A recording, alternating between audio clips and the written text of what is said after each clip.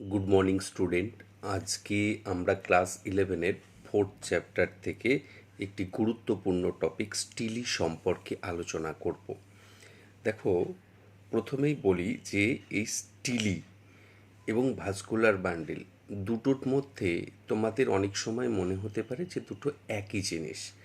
দেখো, স্টিলি আসলে হচ্ছে নালিকা বান্ডিল, পরিচক্র এবং কেন্দ্রীয় অংশ অর্থাৎ মজ্জা, এই তিনটে কলাতন্ত্র নিয়েই গঠিত হচ্ছে আমাদের এই স্টিলি। বিজ্ঞানী ভ্যান থিগেম প্রথম এই স্টিলি সম্পর্কে ধারণা দেন। তিনি বলেন যে পরিচক্র বা পেরিসাইকেল, মজ্জাংশু বা মেডুলারি রে এবং মজ্জা অর্থাৎ পিত ও সংবহন কলা ভাস্কুলার বান্ডিল, এগুলোর সমন্বয়ে গঠিত একটি অঙ্গসংস্থানগত একক হচ্ছে স্টিলি। আসলে এন্ডোডার্মিস বা অন্তস্তক, যাকে আমরা দ্বিবীজপত্রীদের ক্ষেত্রে স্টার্টসিড বলে থাকি, এই অন্তস্তক বা স্টার্টসিড দ্বারা আবৃত কেন্দ্রীয় যে স্তম্ভের মতো অংশটা উদ্ভিদকে দৃঢ়তা প্রদান করে, ভার বহন করে এবং সংবহন কলারূপে কাজ করে, তাকেই আমরা বলছি স্টিলি।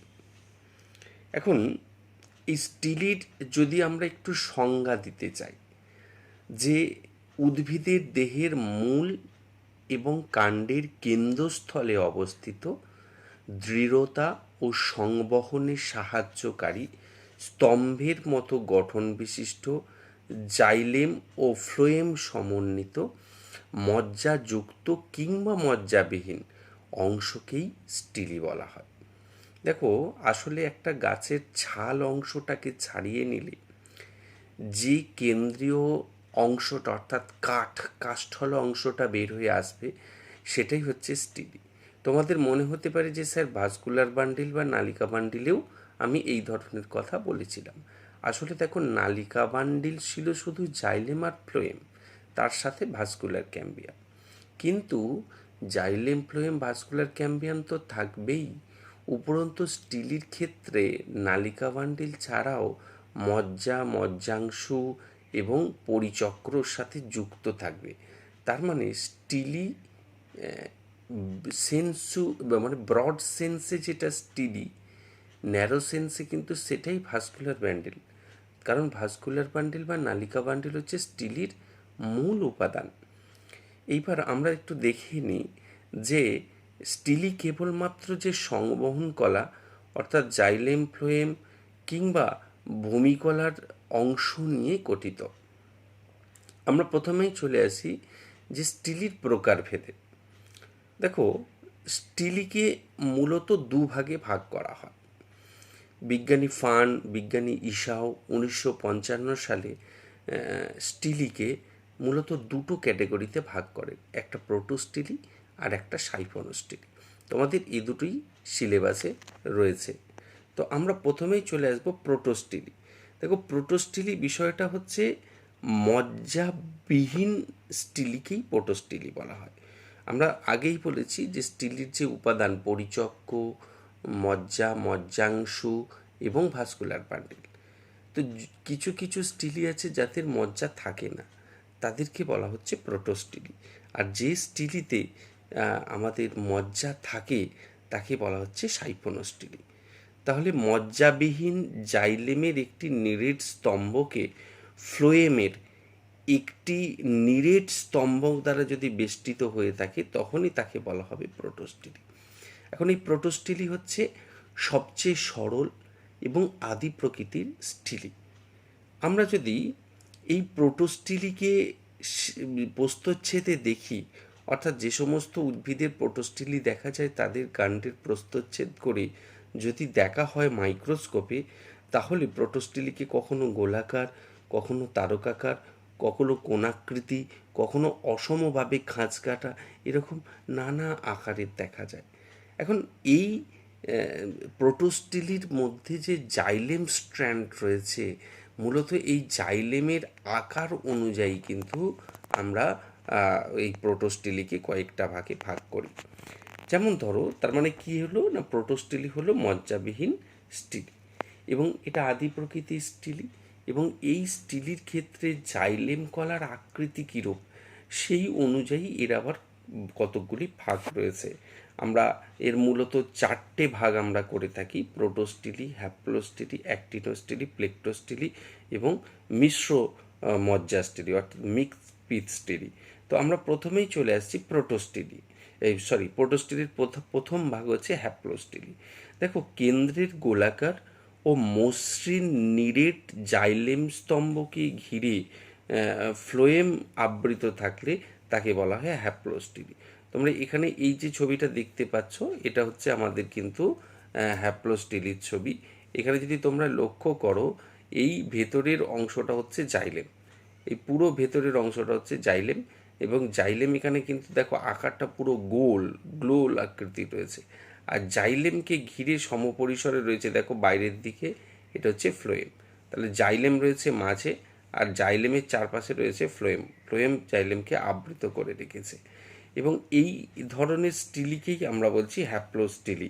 তার মানে কেন্দ্রের গোলাকার মসৃণ নিরেট জাইলেম স্তম্ভটিকে ঘিরে যদি ফ্লোয়েম আবৃত থাকে তখন তাকে হ্যাপ্লোস্টিলি বলে। লাইকোপোডিয়াম সারনাম, সেলাজিনেল্লা ক্রাউজিয়ানা প্রভৃতি টেরিডোফাইটের ক্ষেত্রে কিন্তু আমরা এই ধরনের হ্যাপ্লোস্টিলি দেখতে পাই। এবার আসা যাক অ্যাক্টিনোস্টিলি। দেখো, অ্যাক্টিনোস্টিলি হচ্ছে প্রোটোস্টিলির দ্বিতীয় ভাগ। এক্ষেত্রে যে সকল প্রোটোস্টিলিতে জাইলেম স্তম্ভটি কোণাকৃতি বা তারকাকার হয়, তোমরা ছবিতে দেখতে পাচ্ছ এই ছবিটাতে, যে দেখো এইগুলো হচ্ছে জাইলেম স্ট্র্যান্ড, এই মাঝখানেরটা, এবং এই অংশটুকগুলো দেখো অনেকটা কোণের মতো গঠন করেছে। তার ফলে এই পুরো গঠনটা কিন্তু একটা তারার মতো হয়ে গেছে, একটা তারার মতো জাইলেম, অর্থাৎ কেন্দ্রীয় জাইলেম স্ট্র্যান্ডটি অনেকটা তারার মতো গঠন বিশিষ্ট হয়ে থাকে এবং তাকে ঘিরে ফ্লোয়েম কলা অবস্থান করে। এবার যেহেতু এই অংশগুলোয় জাইলেম অনেকটা এগিয়েছে, তাই এই অংশে জাইলেম এইসব ফ্লোয়েম কলা কিন্তু খুব কম থাকে।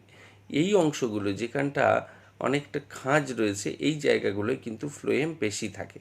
তাহলে আমরা যদি অ্যাক্টিনোস্টিলির সংজ্ঞা বলি, যে ধরনের প্রোটোস্টিলিতে জাইলেম স্তম্ভটি কোণাকৃতি বা তারকাকার মতো হয় এবং ফ্লোয়েম জাইলেম বাহুর সঙ্গে পর্যায়ক্রমে অবস্থান করে, তাকে অ্যাক্টিনোস্টিলি বলে। লাইকোপোডিয়াম ফ্লেগমারিয়া, সাইলোটাম, ট্রাইকয়েটাম প্রভৃতি ধরনের ফার্ন বা টেরিডোফাইটের ক্ষেত্রে কিন্তু এই অ্যাক্টিনোস্টিলি দেখা যায়। এবার আসবো আমরা প্লেকটোস্টিলি। এই ধরনের প্রোটোস্টিলিতে জাইলেম এবং ফ্লোয়েম কলা পৃথকভাবে কোনো প্রকার নিরেট স্তম্ভ গঠন না করে পরস্পর মিলিতভাবে অবস্থান করে এবং জাইলিক স্তম্ভ কয়েকটি প্লেটের মতো আকারে খণ্ডিত হয়ে ফ্লোয়েমের সঙ্গে সমান্তরালভাবে পাশাপাশি সাজানো থাকে। তোমরা যদি ছবিটায় দেখো তাহলে দেখতে পাবে এই যে জাইলেমগুলো দেখো কতগুলো খণ্ডে বিভক্ত হয়ে গেছে। এই একটা খণ্ড, এখানে 4টে খণ্ড দেখতে পাচ্ছ এই ছবিটাতে। এরকম 4টে খণ্ডে বিভক্ত হয়ে যায় এবং তারা কখনোই নিরেটভাবে একটি স্তম্ভ গঠন করে না, এবং তাদের মাঝে এবং পাশে দেখো ফ্লোয়েম কলা রয়েছে। দুটি জাইলেম স্ট্র্যান্ডের মাঝে ফ্লোয়েম ফ্লোয়েম ফ্লোয়েম, তাহলে xylem phloem xylem phloem xylem phloem xylem এইভাবে অবস্থান করে। এবং এটাকে মাইক্রোস্কোপে এরকম লম্বা লম্বা দেখতে হলেও আমরা যদি এই সাইড ভিউ দেখি, এদিক থেকে দেখি, তাহলে এগুলো কিন্তু প্লেটের মতো দেখতে হয়। সেই জন্য এখানে দেখা হয় যে এর সংজ্ঞায় বলা হয় যে সকল প্রোটোস্টিলিতে জাইলেম ও ফ্লোয়েম কলা পৃথকভাবে কোনো প্রকার নিরেট স্তম্ভ গঠন না করে পরস্পর মিশ্রিতভাবে অবস্থান করে এবং জাইলেম স্তম্ভ কয়েকটি প্লেটের মতো আকারে খণ্ডিত হয়ে ফ্লোয়েমের সঙ্গে সমান্তরালভাবে পাশাপাশি সাজানো থাকে, তখন তাকে আমরা বলছি প্লেকটোস্টিলি।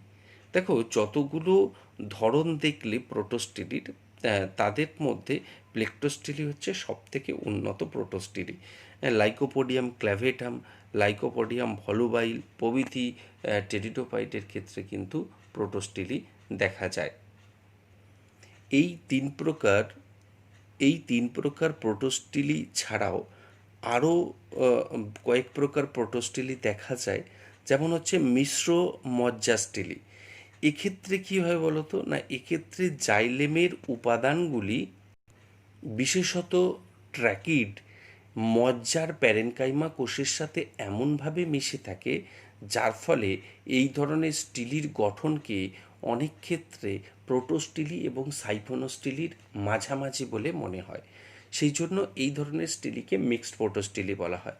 তোমাদের এখানে ছবি দেখালাম না, কারণ মিক্সড প্রোটোস্টিলির ক্ষেত্রে ছবিটা এমনভাবে মিশে থাকে যে এই ধরনের প্রস্থচ্ছেদের ছবি অনেক সময় চেনা যায় না।